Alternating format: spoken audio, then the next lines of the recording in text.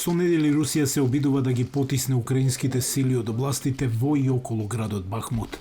Москва сака да го окупира регионот Бахмут и да биде еден чекор понапред кон заземање на целиот регион Донбас.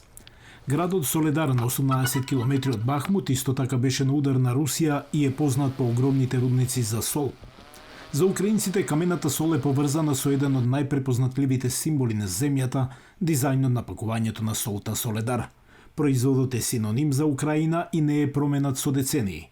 Но денес, среде војната, на самото пакување црта уметникот Олександар Војтовиќ. Силь, вона ми асоцијувалася. Од секогаш ја поврзував солта со Украина. Јас ја користев како уметнички објект, како концепт. Откако започна војната, сето тоа доби ново значење. Пред војната Артемсил, Државната индустријска асоциација за производство на сол, произведуваше 90% од камената сол во Украина и ја извезуваше во 15 други земји. Производството на сол започнало во Соледар во 1881 година.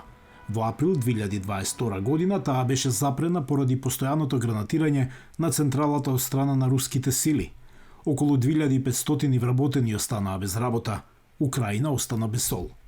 Додека солта се уште беше достапна, Војтовиќ цртал слики на пакувањата. Една од неговите креации веќе стигна и до музеот во Вашингтон.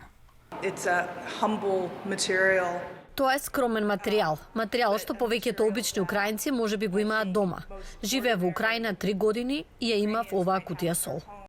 Војтовиќ го привлекува ова необично платно уште од студентските години.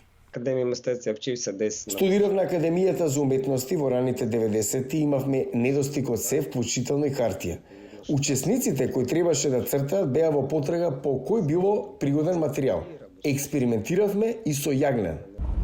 За да се одбележи крајот на првата година од војната, последните кутии со сол Артемсил неодамна беа спакувани и продадени под името Солидарност, украинска карпа цврста сила. Сите тие приходи одат за помош за купување дронови за украинската војска.